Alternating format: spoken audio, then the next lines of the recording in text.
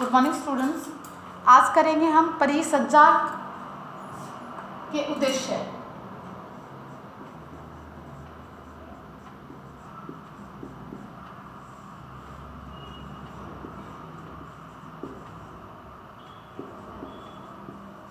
कि जो हम परिसज्जाएं करते हैं उनका उद्देश्य क्या है, किस पर्पज के लिए हम उनको करते हैं। कल की क्लास में आपको परिसज्जा क्या होती है उसकी परिसज्जा के बारे में बताया था, फिर उसकी परिभाषा के बारे में हमने बात की थी।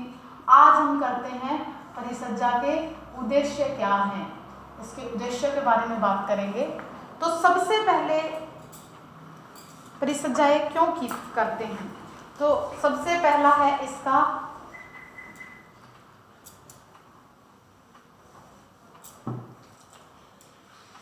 वस्त्र के बाह्य स्वरूप को, वस्त्र के बाह्य स्वरूप को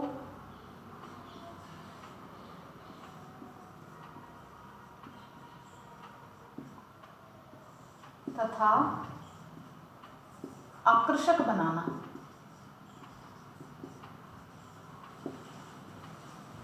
सबसे पहले जो परिसज्जा का उद्देश्य है वो वस्त्र के जो बाह्य स्वरूप है उसको देखने का जो है उसको सुधारना और उसको ताकि दूसरों को सुंदर लगे। करघे पर से वस्त्र जो बुनकर उतारे गए हैं, वस्त्र रहते हैं उतारे जो वस्त्र होते हैं उनको आपको बताया था, उसे क्या कहते हैं हम, ग्रे गुड्स कहते हैं। ग्रे गुड्स कहते हैं उनको। तो ग्रे गुड्स होते हैं जो करघे से उतारा गया कपड़ा होता है, वो क्या होता है उसमें आपको बताई थी काफ़ी सारी कमियां होती हैं, वो पहनने लायक नहीं होता है। उसको पहनने क्योंकि उसके ऊपर बहुत सारे तेल, ग्रीस, दाग धब्बे, धूलकण, गंदगी, मिट्टी और मटमैले दिखाई देते हैं। इनकी सतह पर फुज्जी, रोएं, गांठें उठे होते हैं। इनकी सतह खुरदरी दिखती है। मशीनों से गुजरने के पश्चात इन पर काले काले दाग लग जाते हैं। इनसे इनका बाह्य स्वरूप भद्दा एवं अनाकर्षक दिखता है।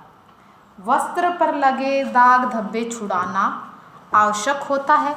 इसके लिए इन्हें ब्लीच करना पड़ता है। ब्लीचिंग करनी पड़ती है इनको, दाग धब्बे वगैरह छुटाने के लिए ब्लीचिंग की जाती है।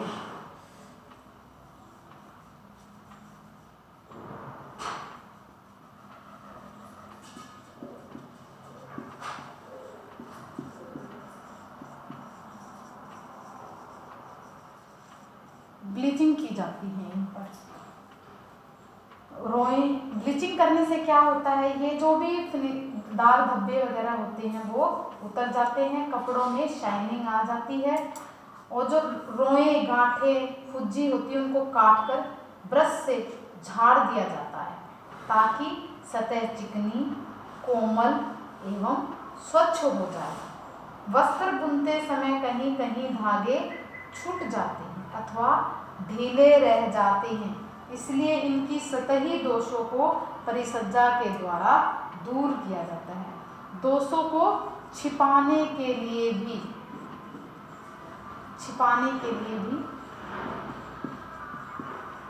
विशिष्ट प्रकार की स्पेसिफिक जो परिसज्जाएं हैं वो की जाती हैं। वस्त्र की सतह पर नैपिंग की जाती है, नैपिंग बोलते हैं,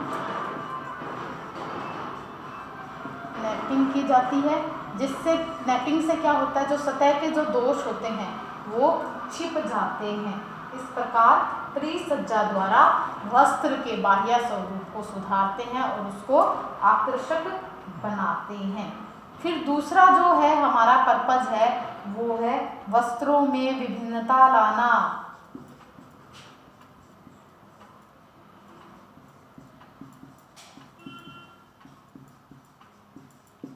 विभिन्नता लाना।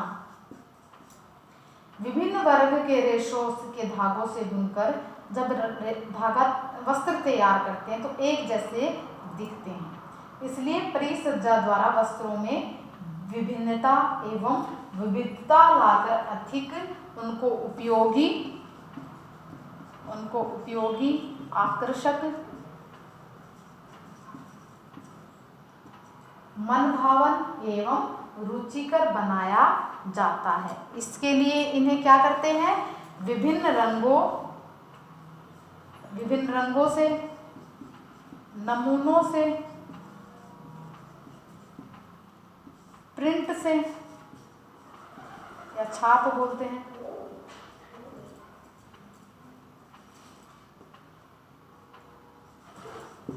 प्रिंट के द्वारा और डिजाइनों में बनाया जाता है। इस प्रकार के जो वस्त्र होते हैं वो एक ही वस्त्र से विभिन्न उपयोग के वस्त्र बनाए जाते हैं। जैसे एक कपड़ा हो गया, उसको अलग अलग पर्पस के लिए किया जाता है, यानी अलग अलग पर्पस के लिए इनसे वस्त्र बनाए जाते हैं ताकि यह सभी व्यक्तियों को पसंद आए और बाजार में वस्त्र बिक जाए। वस्त्रों में विविधता एवं विभिन्नता लाने के लिए इनमें क्या किया जाता है, जैसे किसी में रोए उठा देते हैं, किन्हीं वस्त्रों में गांठें दे देते हैं सुंदर और आकर्षक बनाने के लिए। किसी की सरफेस को ज़्यादा चमकदार बनाया जाता है, किसी को कम चमकदार बनाया जाता है, किसी की सतह पर लहरें बना देते हैं जिससे वो लहरों का इफेक्ट देते हैं। इस प्रकार क्या करते हैं, विभिन्न जो सजावटी परिसज्जाओं द्वारा वस्त्र को अलंकृत करते हैं। नक्काशी या एम्बोजिंग बोलते हैं इसे, नक्काशी करते हैं, नक्काशी को एम्बोजिंग बोलते हैं। एम्बोजिंग द्वारा भी नए डिजाइन उभारे जाते हैं। अतः परिसज्जा द्वारा वस्त्र में विभिन्नता लाकर अधिक उपयोगी इनको बनाया जाता है। फिर बात करते हैं हम जो इसकी तीसरा जो उद्देश्य है वो क्या है।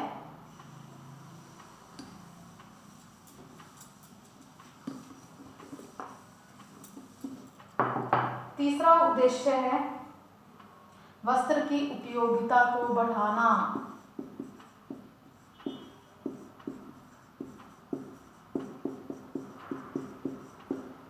वस्त्र की उपयोगिता बढ़ाना। वस्त्र को मजबूत, टिकाऊ, सुंदर,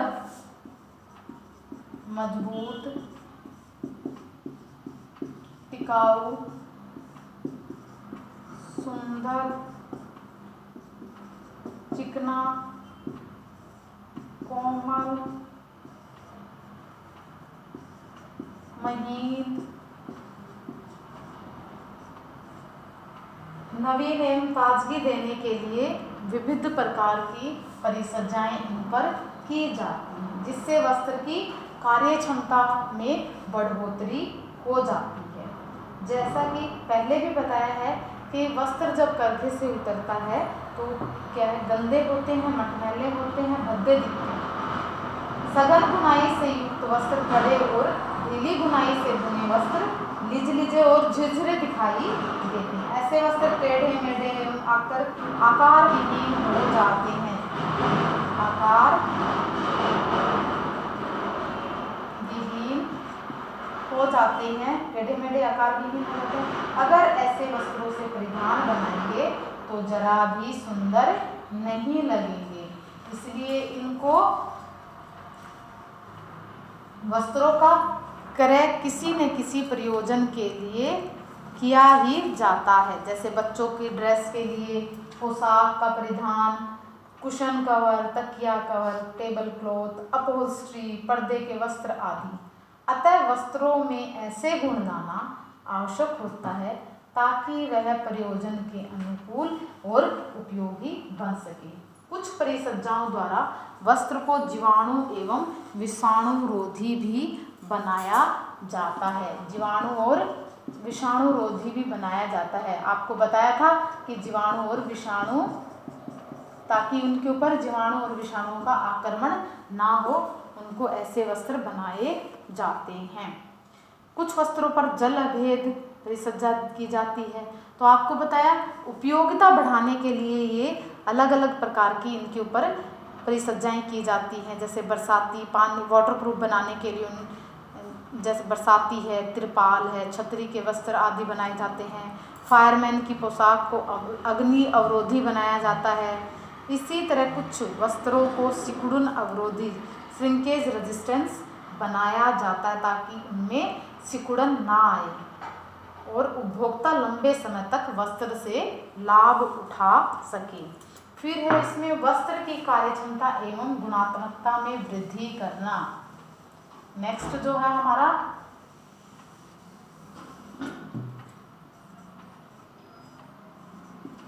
वस्त्र की कार्यक्षमता तथा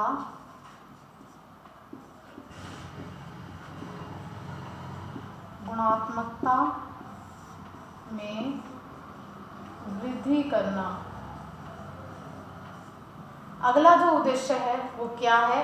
वस्त्र की कार्य क्षमता में वृद्धि करना और उसके गुणों में वृद्धि करना है। जैसे फायरमैन का वस्त्र अग्नि अभेद हो गया, जल से बचाव के लिए जल अभेद हो गया वस्त्र बनाए जाते हैं। पर्दे, अपहोल्स्ट्री, पोशाक के वस्त्र इस प्रकार की परिसज्जाएं दी जाती है ताकि उसके लटकनशीलता अच्छी हो और भली भांति ड्रेप कर सकें। कीड़े, जीवाणु, सूर्य के प्रकाश, मौत आदि से बचाव के लिए कई प्रकार की परिसज्जाएं देकर वस्त्र की गुणात्मकता एवं कार्य क्षमता में वृद्धि की जाती है। अगला आता है इसमें वस्त्र का रख रखाव सरल करना। वस्त्र का रख रखाव सरल करना। वस्त्रों की सफाई धुलाई एवं रख रखाव में अधिक समय एवं शक्ति व्यय होता है। परिसज्जा द्वारा वस्त्र को इस प्रकार से उनको परिष्कृत करते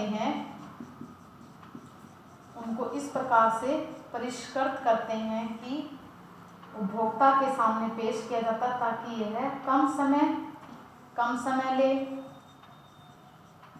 कम मेहनत ले, जिसमें ताजा, नवीन एवं कपड़ा सुंदर दिखता रहे। जैसे धोवो और पहनो,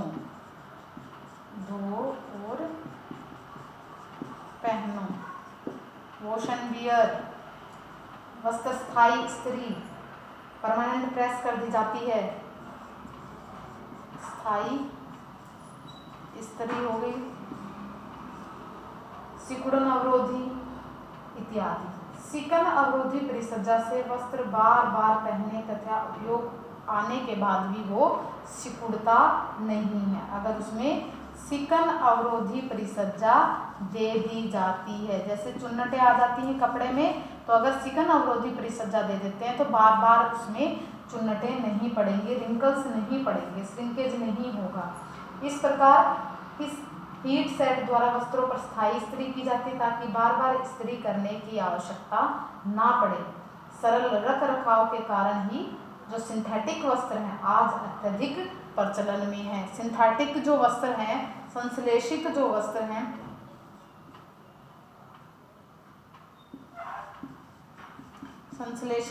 हैं, वो आजकल ट्रेंड में क्यों उनको अधिक पसंद किया जाता है? क्योंकि उनके रख रखाव में ज़्यादा समय नहीं लगता है, तो इनके रख रखाव के हिसाब से फिनिशिंग की जाती है। वस्त्र को कड़ा करना तथा वजन बढ़ाना। अगला जो है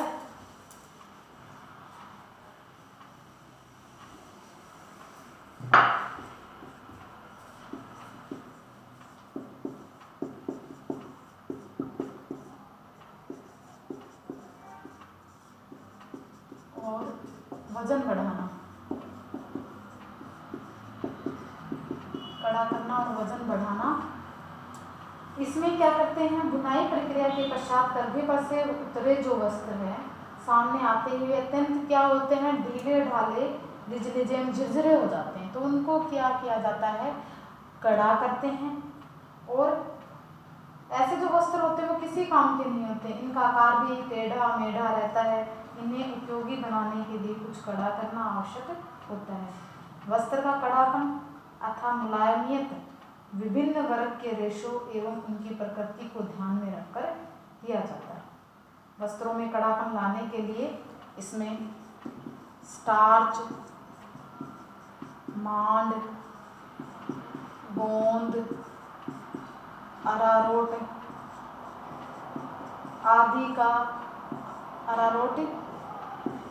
इत्यादि का उपयोग किया जाता है। परंतु वे वस्त्र जो कड़े होते हैं उन्हें क्या करना पड़ता है? मुलायम करना पड़ता है। मुलायम को कड़ा करना पड़ता है, कड़ों को मुलायम करना पड़ता है।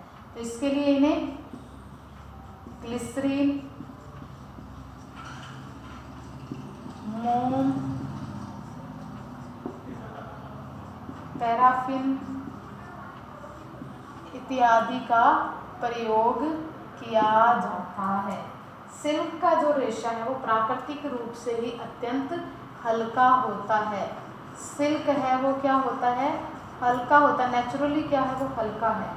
तो उसको हल्के को भारी बनाने के लिए उसमें वजनीकरण किया जाता है। जब हमने सिल्क का रेशा पढ़ा था तो आप उसमें बताया था, वेइंग का बताया था, वजन करने का बताया था उसमें। अन्य वस्त्रों को वजनी बनाने के लिए तो इसके लिए इसमें मैग्नीशियम तथा अन्य धातु के लवणों का प्रयोग किया जाता है। मैग्नीशियम और या अन्य धातु के लवण होते हैं, धातु के लवण का प्रयोग किया जाता है। अन्य वस्त्रों को वजनी बनाने के लिए चीनी मिट्टी है, स्टार्च है, अरारोट इत्यादि का प्रयोग किया जाता है। ये था हमारा वस्त्र को कड़ा करना और वजन बढ़ाना। अब इसमें एक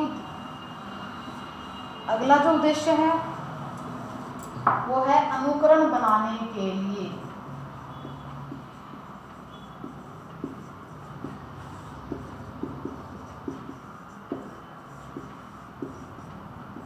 अनुकरण बनाने के लिए परिसज्जा द्वारा कुछ वस्त्रों के बाह्य स्वरूप को इस प्रकार से परिवर्तित कर देते हैं कि वह अपना मौलिक रूप, रंग एवं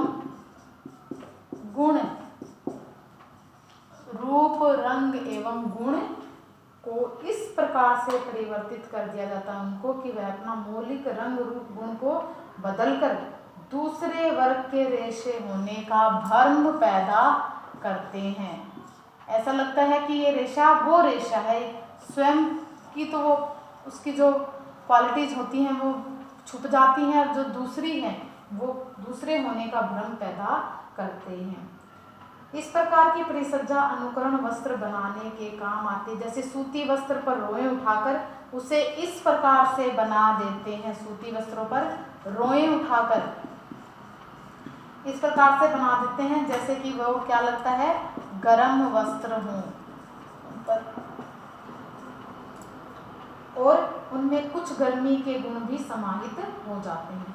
इसी तरह सूती वस्त्र को रेशमी वस्त्र की तरह बनाने के लिए, सूती को रेशमी बनाने के लिए इन पे मर्सराइज्ड फिनिश कर दी जाती है। इससे सूती वस्त्र रेशम की तरह सुंदर चमकदार दिखाई देने लगता है। तो ये क्या है? अनुकरण मतलब दूसरे वस्त्र होने का भ्रम पैदा करते हैं। अगला और लास्ट है हमारा घटिया वस्त्रों को आकर्षक बनाना।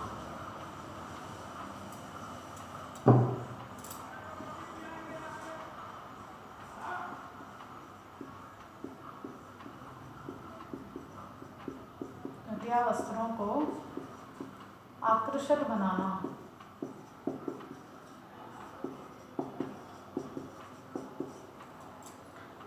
वे वस्त्र जो ढीले ढाले बुने होते हैं अथवा जिनकी सतह बुनाई में कोई ना कोई कमी रह जाती है, बुनाई के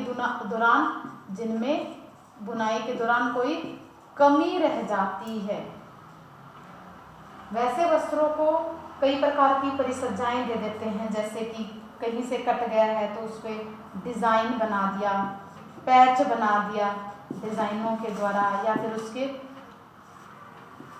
रोए उठा देते हैं, रोए उठाकर गांठे